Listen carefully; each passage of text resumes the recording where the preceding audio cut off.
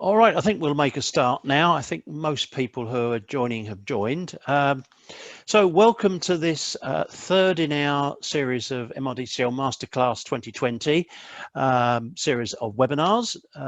In today's webinar, we're going to look at numeric values and how you use them and how you can use them in more complex analysis and some of the tricks you might want to use when doing analysis on numeric variables.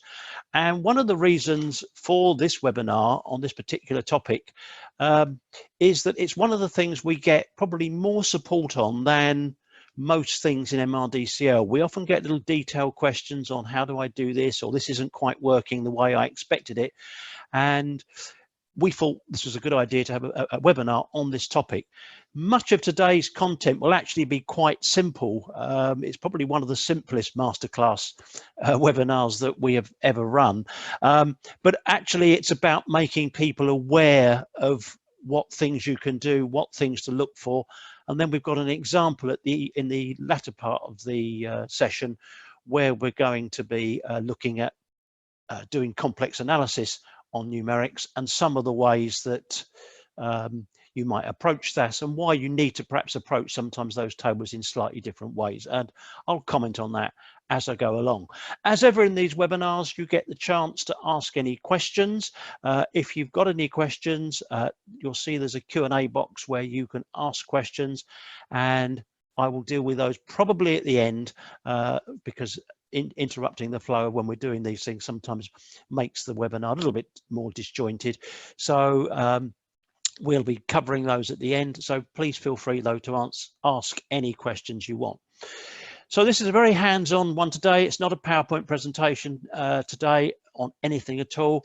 We're going to be looking at files and examples and working through them. So much of this will be quite easy stuff today.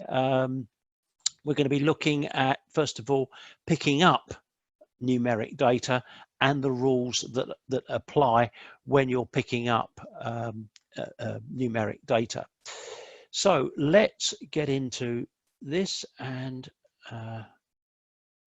just start this up. So I'm in the wrong webinar. Okay, so this is the files, and these will be the folders that you'll get when we send out the files after the session. So you will get a recording of this webinar if you want to play it back, and also all the files that I'm showing you today. So we're going to start today with quite a simple thing. We're going to look at picking up numeric data and some of the tools you've got for controlling how you pick that up.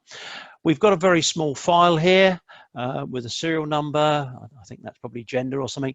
And then you see we got some numeric data along here. Let's open up an MRDCL script and look at what we've got in here. And what we've got in here is, you can see a field in 16 to 17 in that data field. So let's go back to my data. And if I arrow along, that is the 16th field. So you can see here, respondent 1 has got a value of 40, respondent 2 has got a value of 50, respondent 3 has got nothing, and respondent 4 has got dash dash, or what people in market research often call XX, which actually is a dash dash in data. So we've got two, if you like, valid values of 40 and 50, an empty one, and a dash dash. So we're going to look at what we can do to control how that data is picked up in MRDCL. And the first thing you'll see is I've got a variable called age 1. And what that does is it reads it, and it reads it using the default settings. Now, there's two very important settings that control what happens when you pick up numeric fields from data, and the two that we're going to look at here are IFB and IFU. Now, IFB tells MRDCL what to do if that field is blank, and IFF tells MRDCL what to do if that field's got something invalid in there, something that it can't read. Now, the default settings for IFB and IFF, IFB defaults to a value of 0. So if we go back to that data, this record here by default will pick up that blank as 0. In other words, somebody of age 0 years in this case, which I think you'll probably agree is quite dangerous, because if somebody hasn't answered, they might be blank. IFF picks up anything that's not a numeric in there, and that would apply to dash dash. That's not a numeric value, obviously, and IFF will record that variable value as whatever IFF is set to. Now, in the case of the defaults, IFF is set to what's called undefined. So undefined is a rather special value in MRDCL, which a bit like a null that you might have seen in an Excel spreadsheet, that tells MRDCL that this value is undefined, and any arithmetic that you do will result in undefined. So 1 plus 1 plus 1 is 3, but 1 plus 1 plus 1 plus undefined is undefined. So any arithmetic, multiply, divide, anything with a value to the right of the equal sign, if you like, in an expression, will return a value of undefined. So that's what's happening to variable age 1. So remember that, because we're going to come back to that in a minute, because we're going to run a table with that. So that's using the defaults. Then for variable age 2, I've set IFB to U. So now I'm also setting blank to undefined, which I think probably is the right thing to do in this particular case. It might vary from case to case what is most suitable. So this is going to tell MRDCL that where it's blank, I want that to be treated as undefined as well, and we signify that with the character U. So now both the blank and that dash dash will get recorded as undefined. Now down here, we're setting IFF to 0. So now we're saying where it's dash dash, I want to record that as 0. Now I think that is probably quite a dangerous thing to do. We wouldn't want dash dash to be recorded as 0 unless there was something special in the coding of the data, which was highly unlikely, I would suggest. So IFF is now setting that value to 0. And one thing you'll note about this is that these formats are a bit like most other formats in MRDCL. Most formats in MRDCL apply to the table stage. These formats apply to picking up data. They're quite a small number of formats that apply to picking up data, and you'll see they work with a setting when you pick up the variable. So tables work for a set and then work on any subsequent tables. The same principle applies here. Now that I've set IFF to 0, any variables beyond this will take the value 0, unless of course I reset it. Then we come to the next variable, age 4, where blank is set as 0 and IFF is set as 0. So both the blank and the dash dash will end up as 0. And finally, we've got the fifth case where both blank and the dash dash are set as 0. So let's look at some tables that this has got down here. We've got some tables down here which pick that up, and you can also see in here that we're picking up age. Now, a variable called vAge for these 5 age groups in a loop here has been defined, vAge1 to vAge5, and there's frustratingly sometimes no symbol in MRDCL for less than and equal to, so you have to write this slightly strange syntax where you want less than 45 and greater than 44. So in other words, you're picking up anybody who's up to the age of 44 and anybody here who's 45 or more, which always looks a bit strange, the syntax there. One of those things I must admit, over the years I've got used to, but I always think it looks strange when I look at it. However, that has its problems.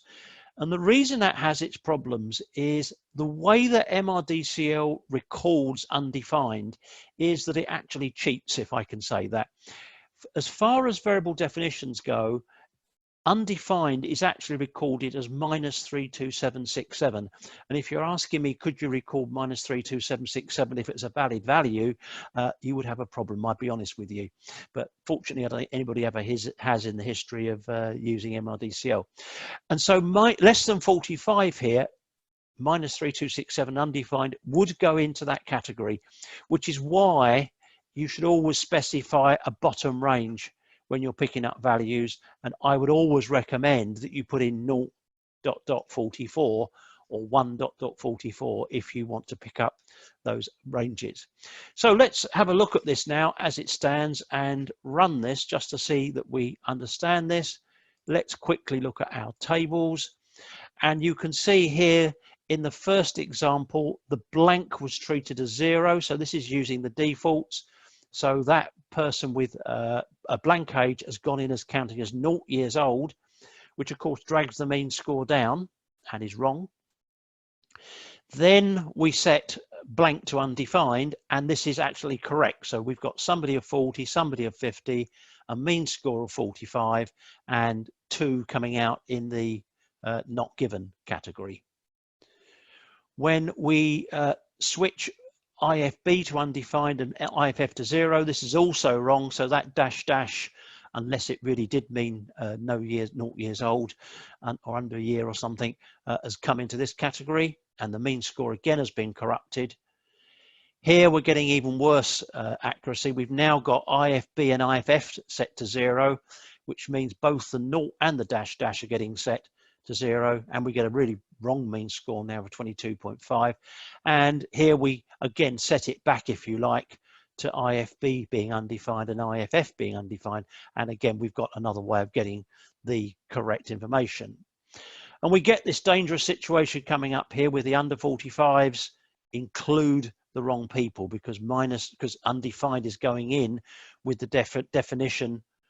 You can see every single case here we're getting people in the under 45 category, which means, as I quickly referenced, I showed you it but I didn't actually correct it, we do need to specify that as 0.44 in the range of 0 to 44, so that now when we pick up IFB correctly, sorry, I've got to go down to table number 6. Now we do get the right people coming in here, not on this example with the defaults, but now we get it right when we've got IFB set to undefined. This table is now absolutely correct. One person is under 45 and one is over 45, and it'd be right on the 10th table, I think, where we also set the formats effectively to the same thing. But in the other cases, we're getting the undefineds coming in because we're saying less than 44, and undefined is treated in that particular example as less than 44. So it really is something to be careful of. So that's looking at IFF and IFB, which you can control with settings. Let's move on to the next sort of group of formats that can control how you read data.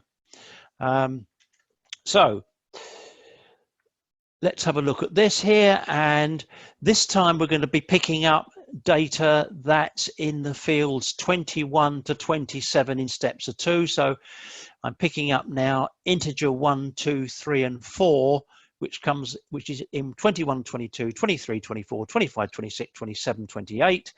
If you're not too familiar with the preprocessor, that's the script it's generating. So integer 1 is 21, 22, integer 2 is 23, 24, and so on down to the last integer. So let's look at the data that we're picking up this time, because it is different.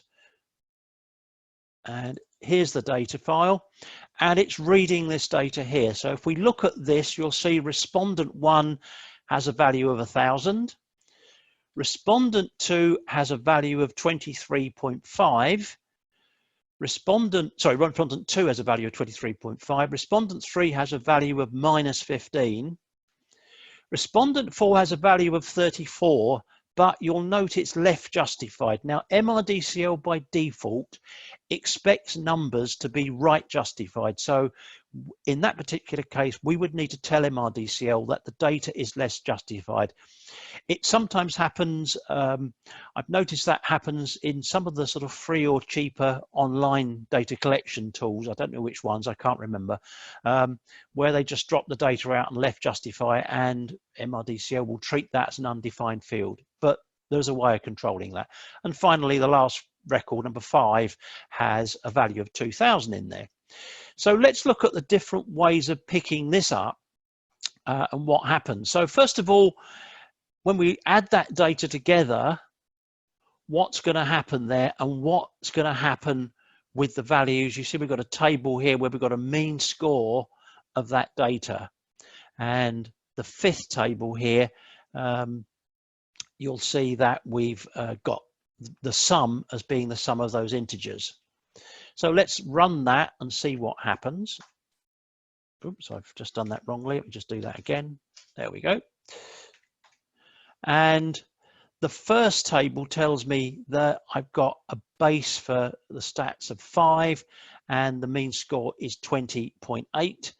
And the second one integer comes up with 33.8 and the next one comes out at 15.2. So some quite big variations here in terms of what values I'm getting out. All right, so let's have a look at what's going on here. So we're picking up this integer in 21 and 27. Let's go back to it here. So I'm afraid I've jumped ahead here and I've looked at the next example. I do apologize. We're not looking at this data. That's example number 3. I do apologize. So record number 1 here has 1, 5, 6, and 10. This record has 3, 4, 10, and 20. This record has 60, 60, 60, and dash, dash. This one has 20, 50, blank, and 90. This one has 20, 50, blank, and 90 as well. Sorry, I've jumped ahead to the third example, which I'm going to come on to in a minute. I do apologize. You'll be ready for the third example in a minute, that's all. So it just proves I do these things live and make mistakes in front of you. So apologies for that. So let's look at what happens here. So in this particular case, the first record, when we sum it up, adds up 1, 5, 6, and 10 to give me a total of 22, I think it is in there. The second record adds up and gives me a total of 37, whereas these here have got some gaps in the data. But with IFB blank, that's going to be valid. That one's not, because IFF by default will set itself to a value of undefined. And you can see we get different results here, and we can work through these to prove these just look as though they're right. So the mean score coming out here is 20.8 when I sum these figures together. So let's look at the script here. It's the sum of the 4 integers. So for the first record, we have that total there of 22. For the next one, we have 37. And for these, if we have IFB set, which have a look what we got here, at the moment it's turned off. If I turn IFB to U, we're going to get a different set of mean score values. So let's just take that off. Let's leave those figures open, run it again and look at the tables, and there's our values coming up now. Whereas if we comment that out and run it again, I'll just comment it again.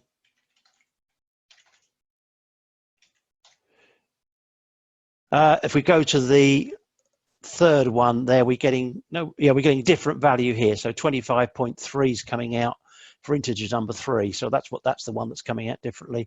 And I get very different figures when I sum that up at number 5. So I get 94.8 coming out when I treat it at a blank as 0, but I get 29.5 coming out, I think. So I'm getting different figures out depending on how I set IFB and IFBU.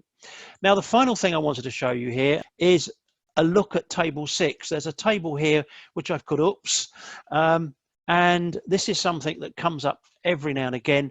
That all looks absolutely fine until we look at the table, and you'll see I've got a mean score of -1.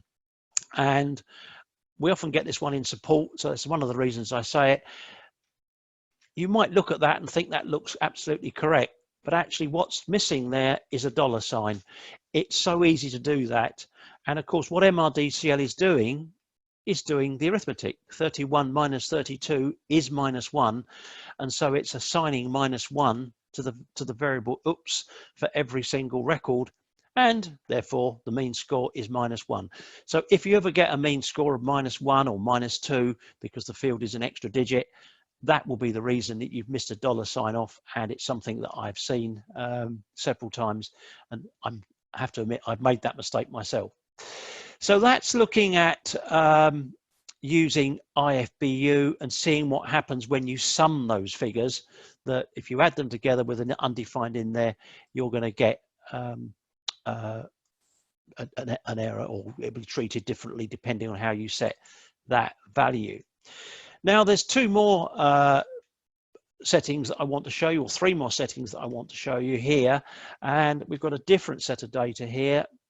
And let's open up this. And here we've got some values which have got some decimal places, which I went to show you before. So here we have record 1 with a value of 11, record 2 with a value of 10.1, record 3 with a left justified 12, which I've already talked about, and record 4 with a negative value of -12. Now let's see what happens to those when we pick them up. You can see here I've got a variable called var1, which picks up this data in 11 to 14. That's the width of the field here, 11 to 14. I'm also picking up question 2 here, as in a minute I'll come back to that one in a second. So we've got var1 that picks up 11 to 14 with IFFU set. We've got IFBU set, which picks up 11 to 14, so that blank gets set as we did just now to undefined. Now we've got var3 that's picking up the data again, and that format means accept decimals in fields. So by default, it will not accept decimals in fields. ANF accept negatives in fields. Now the default for that is true, so it will by default pick up negatives in fields. If you wanted to turn it off, you could put N on the front and negatives will not be accepted. It will get treated as undefined. And we've got accept trailing blanks in fields. And you'll see when we run this, when I list these variables out, the different values that we get. So let's run it. And this time it's in the report file. So you can see if we look at this line of information here, the first time for record number 1, 11's picked up as 11, then it's picked up as 11 again, 11.0, 11.0. That's because in the script, you'll see that I defined var 3, 4, and 5 as real variables with a W. So consequently, we're getting a decimal place out here. Let's go to record number 2 and look at the data there. Now, the first time in var 1 and var 2, they're undefined. Whereas in 3, 4, and 5, you can see they've been picked up as 10.1. So there's our data, it's 10.1. But it's only when we get to here that decimals have been accepted in fields. And of course, that is then set for var 4 and var 5. So if you have decimals in fields, you must have ADF set. It's something, again, we get a lot in support. People can't understand why their figures with decimal places are not getting picked up. Record number 3 down here, we get that set as undefined, undefined, undefined, and only here do we get it set as 12.0. Let's have a look at the data again. Now that's because it's been left justified. So by default, MRDCL does not understand that field. It will return the value of what IFF is set to as, if that's undefined, it will return that value. But you'll see for variable number 5, we set trailing fields, accept trailing fields as blank, ATF, and that blank after the figure 12 has been accepted, so 12 blank black is read as 12. And finally, we're going to go and look at this record here, number 4, and you'll see that record number 4 outputs the variable as undefined for everything. And let's go to the screen here.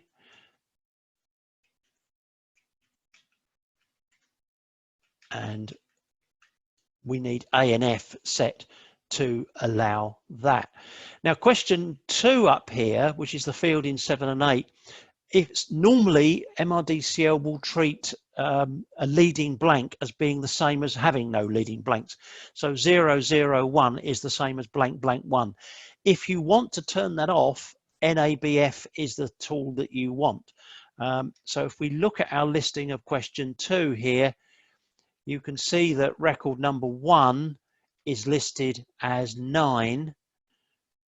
So both Q1 and Q2 are listed as 9, whereas record number 2, if we go to the data, is not listing that blank 8 as 8, because we've got the format option NABF set. Now, by default, that option is not in place. I've turned it off by doing NABF. So if you want to disallow, if you like, leading zeros, you need NABF. If I turn it off and run it again, we should find at record 2, 8 is accepted both times with and without a leading blank. And so there's a difference in the way that that's handled. All right, so that's important.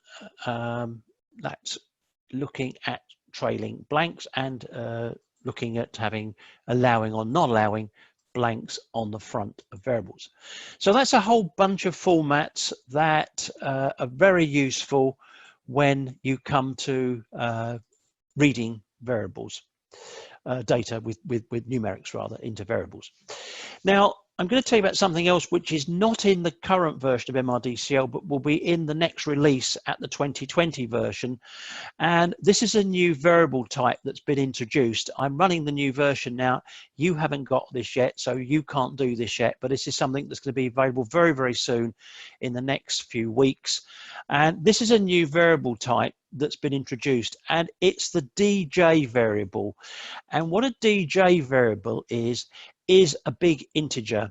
The reason we've introduced this is predominantly because we have found people who have large numbers, particularly in online data. So you get, particularly if it's, I don't know, maybe shopping records or things like that, where there's an ID that might be 10 digits or 12 digits.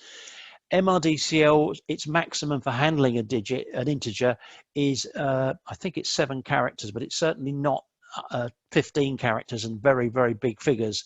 And so you can start to get in trouble if you start to read these figures in and you want to analyze them, or perhaps do some arithmetic on them.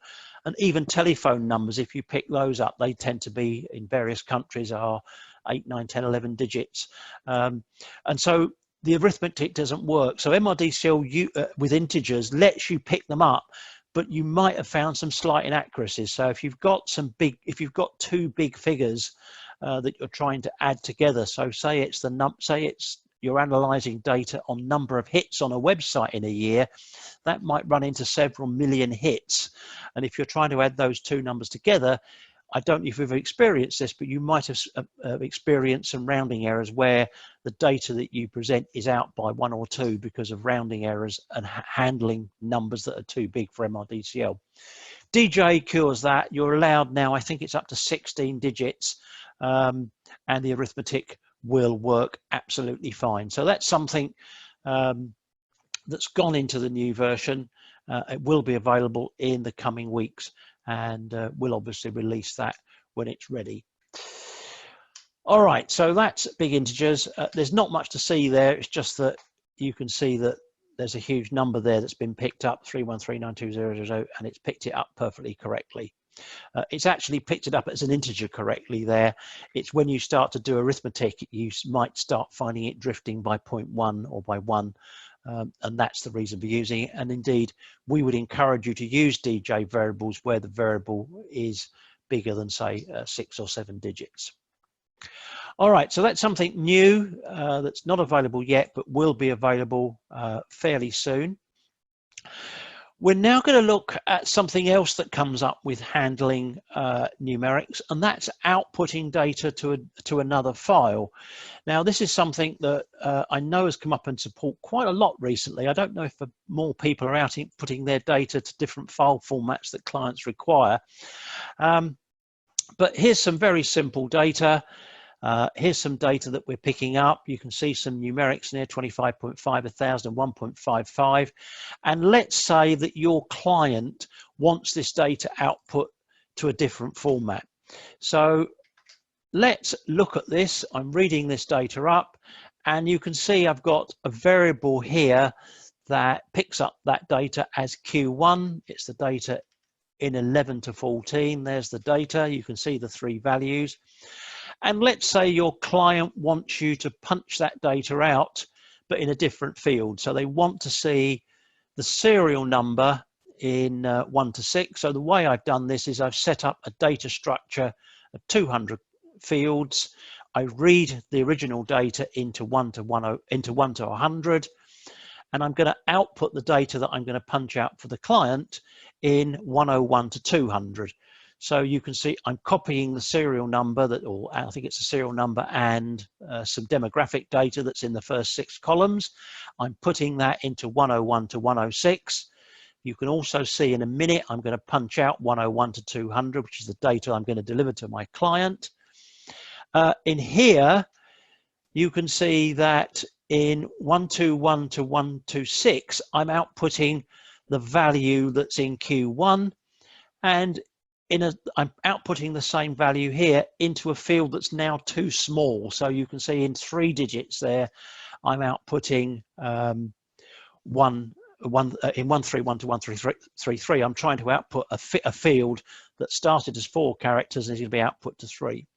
Let's see what's happened. You can see I've got ADF already set, so it's going to accept it as input as it would before. Let's run it. And let's have a look at the output file. Oops, I've clicked on the wrong file there. It's the output file. So its output, let's look at the input and the output. So the first record was 25.5, the next record was 1,000, and the next record was 1.55. So let's remember those values. Let's see what its output. Its output 26 here as 6 digits, and here as 3 digits.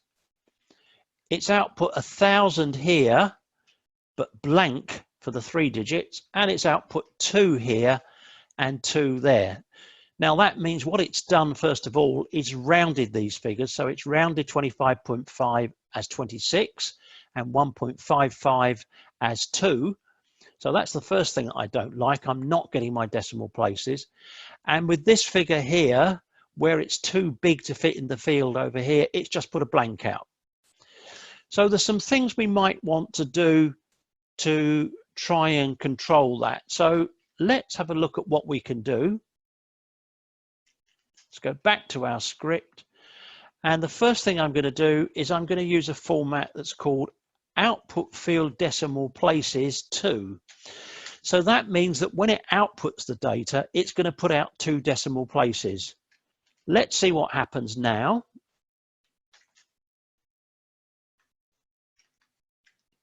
Go to my output file again. And now it's looking a bit better because it's now putting out 25.50 here and 1.55 here. So it's doing this absolutely correctly. The 1,000 has now gone wrong because it can't fit in 1,000.00. So that's gone wrong. And you can see the other fields have disappeared because it can't fit any of those in now with the decimal places showing. So we now need to start to look at what we're doing. And we might need to go back to our client and say, well, actually, we can't output this data quite as you want it, but we might be able to have 1 decimal place here and get a bit nearer what they want. And if we reopen the output file now, it's a little bit better. We get 25.5, we get 1,000.0 and 1.6, which is rounded to 1.55. So the recommendation to the client would probably be to extend this field, but we're still getting problems with this field here. So let's look again at what we can do here. So the first thing we might do would be, let's extend that field and make it 1 digit wider. And we might say to our client, well, let's have this one as 6 digits. And now let's see what happens. See how we're getting on now. Let's go back to 2 decimal places.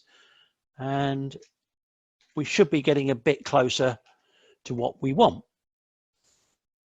Okay, so it's looking much better now. So now we're getting 25.5, we're getting 1.55, we're getting the 1,000.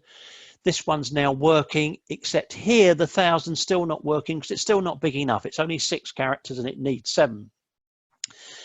We might decide that if a figure's too big, we want to put dash, dash, dash out to say it's too big for the field. So again, there's a format for that. And we could say, we might put it here.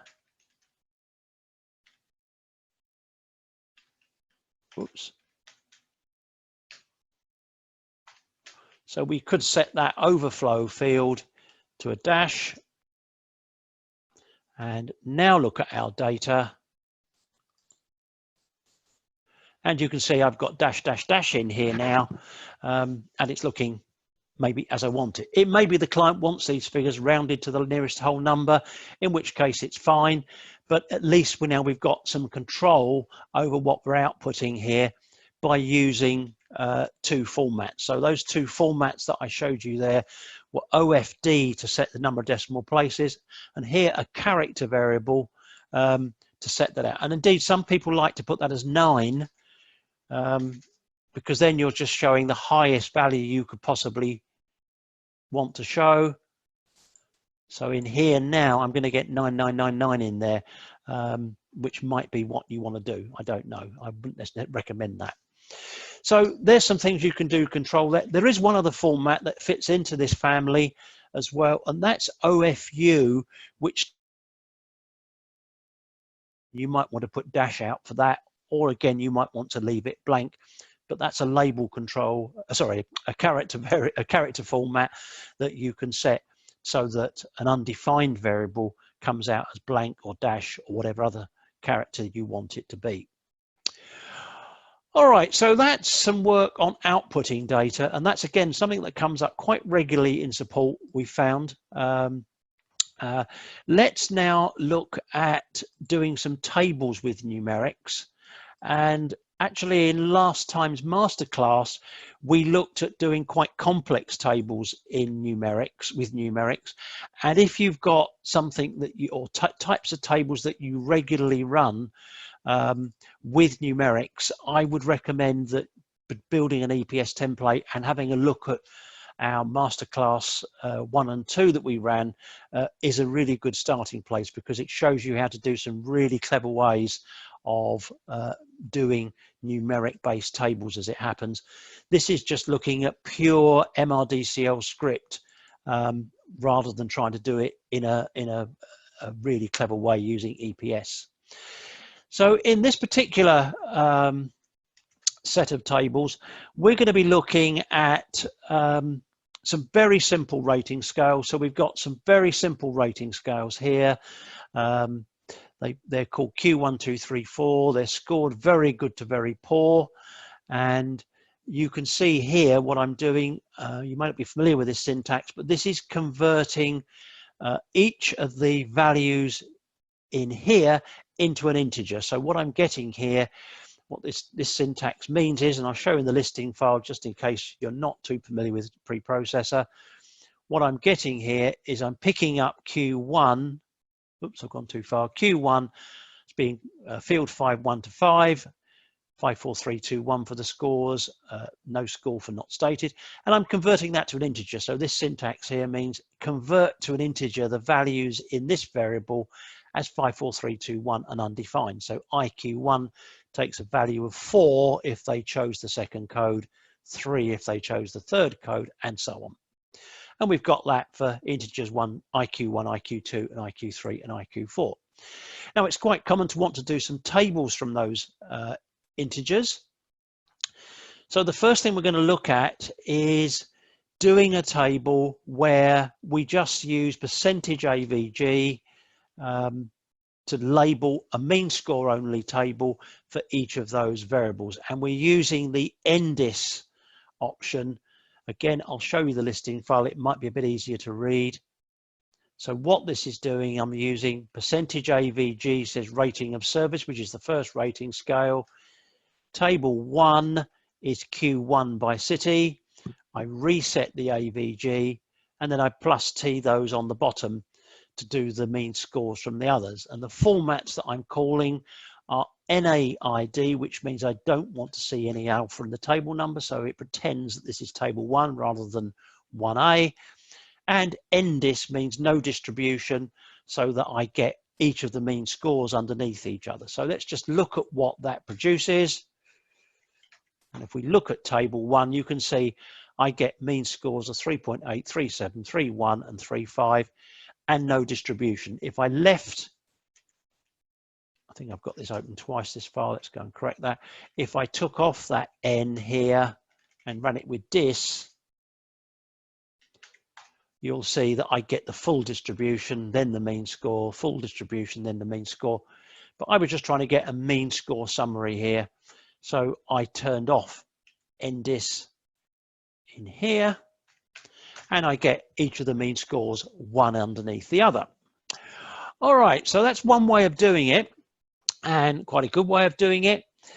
The second way we're going to do it is by doing the same sorts of things again, but by doing it on the integer. So you remember we converted each of those questions 1, 2, 3, 4 into IQ 1, 2, 3, 4. So this is just doing the same thing, but the table this time is using the at definition to get a mean score. So it's not wasting its time doing a distribution and then hiding it, because that's what effectively table 1 is doing. This is slightly quicker code to run. If I had hundreds of tables like this, this would be a bit quicker to run, because it's just calculating the mean score rather than producing the distribution and then actually just suppressing it. So table 2 should give us the same figures, and I'm very hopeful that it will. There they are, exactly the same figures as before, just another way of doing it. Let's go back to our script.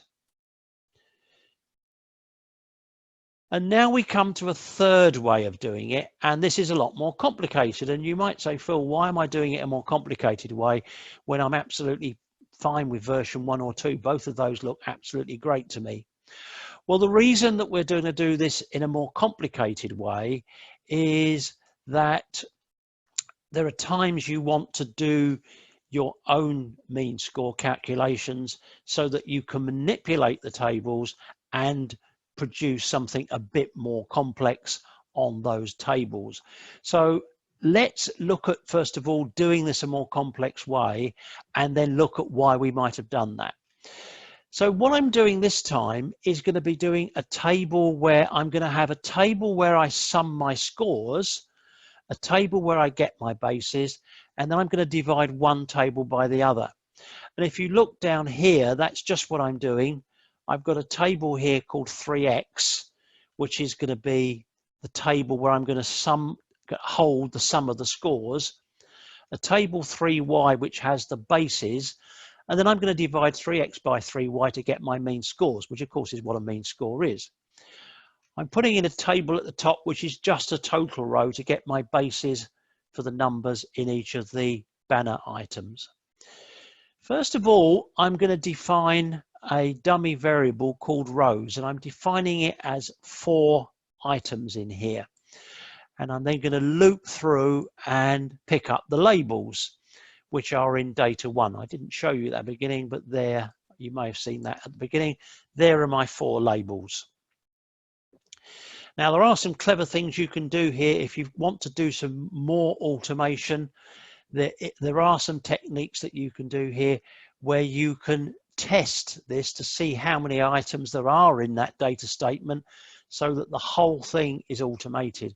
So, for example, we could say here, set count rows equals 1.hash. So it would count the number of rows for me so that I didn't need to type in that 4. I could leave MRDCL to input that for itself. And indeed, I can just say 1 to count rows there, and that would work absolutely fine. So I can do that if I want to. That's a little shortcut that you can perform if you wish to. All right, so we'll leave that in. It looks good. I'll just check it will work still. It seems to be working absolutely fine. All right, so that's a little trick that we can do there to do the counting automatically if we want to. And so now my table is a total row, which is just star by city, so that gets the bases. A dummy definition of table 3x, which you can see I'm not incrementing. NITB means not increment. I don't want the percentages because I'm just going to actually do some calculations on the sum of scores and the bases. I want 1 decimal place, so I get my mean scores to 1 decimal place, just like I did when I used method 1 and 2. And table 3Y again is not incremented, and on this occasion I'm not going to print it either. You might, when you're developing this or testing this, leave that in there so that you can see what's going on. So let's leave it in there temporarily so that I can just check my tables are working, if you like. It's useful for debugging. I can turn it off in a minute. And that's going to be my bases. This is where I do my work and my actual incrementation. So I've got a loop of 1 to 4. So for table 3X, I'm going to increment each row 1, 2, 3, 4, by the value in IQ1, IQ2, IQ3, and IQ4. And to get my bases, I'm going to say if IQ1, 2, 3, 4 is not undefined, I want to increment that row. So let's have a look at that in the listing file, just so it's a little bit more easy to read. Table 3, you can see there's my variable definition. There's the table where I do the banner.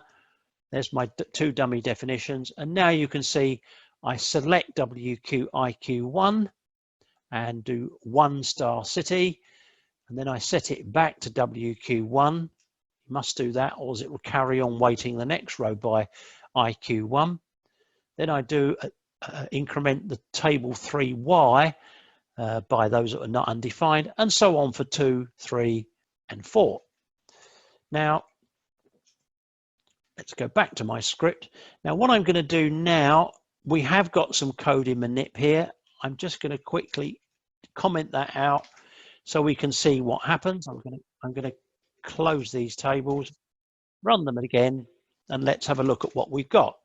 So now you can see I've got table 3, which is effectively my sum. There's my base row, which is correct, 30, 12, 12, and 16.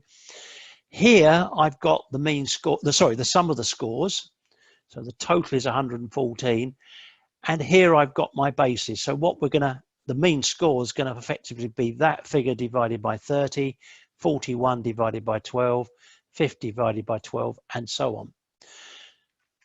Now we go down to my manip code here, which I commented out, and I'm going to allow 3x to be divided by 3y.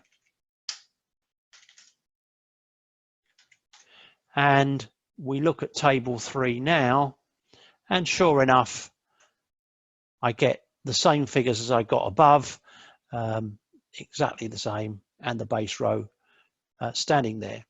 I don't want that 3y anymore. It was only there while I was checking it. So let's locate 3y.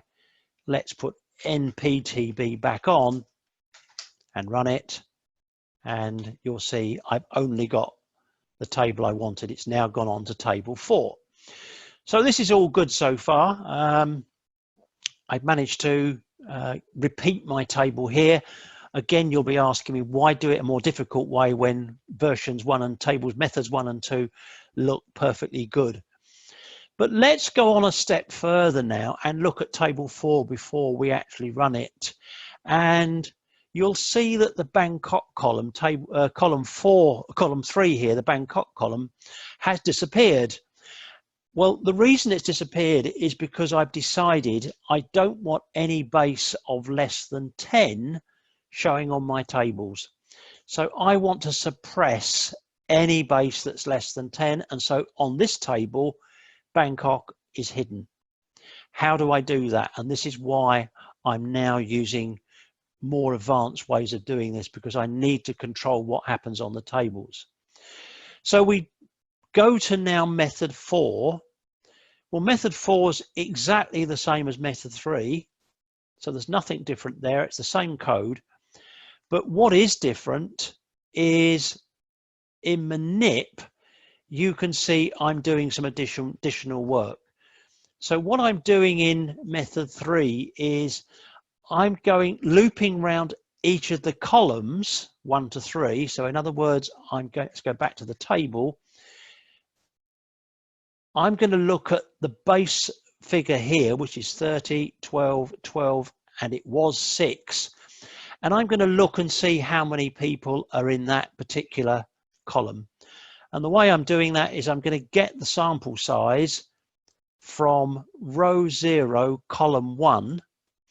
And I'm going to say, if the sample size is less than 10, I want to set everything to 0.0, and with FormatBCS, that will make the table disappear, or that column, sorry, disappear out of sight. So now I'm saying if the sample size is less than 10, set it to 0, and the result of that is that the table will disappear. And you'll see that FormatBCS is set here so that any column that is blank disappears automatically. So that's a really nice way of doing that. And you can extend that a lot further. Let's say you wanted to suppress any mean score where a cell was less than 10. So we could have 12 people in New York, but only 8 people answered the rating of staff question. We might also want to go down to the cell level and suppress that and put that out as a blank and perhaps show that as 0 or blank blank. And I have seen this used in report automation, where you want to feed these figures automatically. So you want to pick up these figures in a CSV file later, and you want to feed them through to maybe a chart or some reporting system. And what's quite good here is you can actually change this to maybe 9999 or some impossible figure, so that a reporting system picks up 999, and when it produces a chart further down the process, automatically that's treated as undefined. Or you could substitute this text here to a word like NA, for example, because you can replace text in tables as well. So we could replace this figure 3.6 with NA here if the base was only 8, for example. So a whole lot of possibilities open up, which also help automation. And I find these techniques really useful, and something that you might want to explore if you want to look at report automation or controlling what comes out in your tables a bit more than maybe methods 1 and 2 did. So method 1 and 2 are certainly the recommended methods to use in most cases, but if you're trying to do something that's automated, or you want to start hiding data or columns or cells, method 4 starts to have its real value. Then we come to method number 5, and what's different here? You'll see that method 5 has ranked these fields for me so that the highest comes out. So 3 and 4 have switched round. How have I done that? Well, let's look at method number 5, or the table, 5th table. And you can see here that we've used format RNS2 to carry this out for me. So RNS2 is a format option that says rank the mean scores that follow in descending order. So it takes the mean scores and ranks them in descending order. That would also work, by the way, on method 1. So you wouldn't need to have done this if method 1 was fine, we could have used RNS2 on that. RNS2 means just rank the mean scores in descending order. If we go to the 6th table, I've achieved it another way. In the 6th table, you can see I've got rows 2 rather than rows 1. It's the same as table 3. Everything in it is exactly the same, except here I've carried out my ranking using G1B and G1E to rank the table. So if you decide that you want to use method 3 for calculating mean scores, you would use this G1B, G1E as your way of doing the ranking. And the reason for that is that MRDCL knows nothing about what you're doing. It doesn't know with table 4 and 6 that or 3, 4 and 6 that you're using table manipulation to calculate the mean scores. Those are just figures as far as MRDCL is concerned. They're not mean scores. They are just figures that have been calculated by dividing one table by another. Whereas tables 1, 2 and 5 are genuine, if you like, MRDCL mean score tables, and therefore RNS2 will have an effect. So it's important to understand that difference. So that's it for today. I've given you some ways of picking up data in MRDCL when you've got blanks, invalid values, negative numbers, leading decimal places, leading zeros, not leading zeros, trailing blanks. I've looked at outputting data when you want to output decimal places, when numbers are too big to put into a field. And finally here, we've looked at some of the tools that you can use to control what comes out on tables, because more and more I've seen people do tables where you're perhaps filtering it 50 different ways and have banks of tables which are just lots of mean scores that you want in a spreadsheet, perhaps to do some charting or some other automated reporting. And I think these tables are coming more into their own as time goes on, frankly. So learning the techniques and the best ways and the choices that you have, I think, is quite important. Some of these techniques are not applicable in many cases, but in certain cases, they'll give you a lot more flexibility and automation to do what you want. And if you're doing a lot of these tables, I know people do customer feedback tables, employee attitude surveys, things like that, where the whole survey is effectively rating scales, and as a result of that, lots of mean score tables. These techniques really do play out there. And if you're doing a lot of those sorts of tables, one thing I would really recommend that you have a look at were the first two videos in our masterclass, where we looked at setting up templates so that you can automate the whole of this in MRDCL without really learning a line of script. And that really is a sort of another level of using MRDCL, which I've not covered today and didn't intend to cover today. But I would certainly encourage you to do a lot of that type of work where you're doing a lot of automated reporting off the back of mean score calculations, or you just have a lot of mean score calculations where you want a lot of control, like suppressing low bases and things. You should look at EPS as a really good way of handling that, because there's some amazingly powerful things that you can do. So that's it for today's webinar. If there's any questions, I'm happy to take them now. I don't know if any questions have come through. It seems that it's a quiet one today in terms of questions. All these scripts that I've provided here are available. They'll be sent out with the recordings of the videos. You're obviously welcome to edit them and play with them. And if you've got any questions, obviously get in contact with our support team, and we'll be pleased to help you.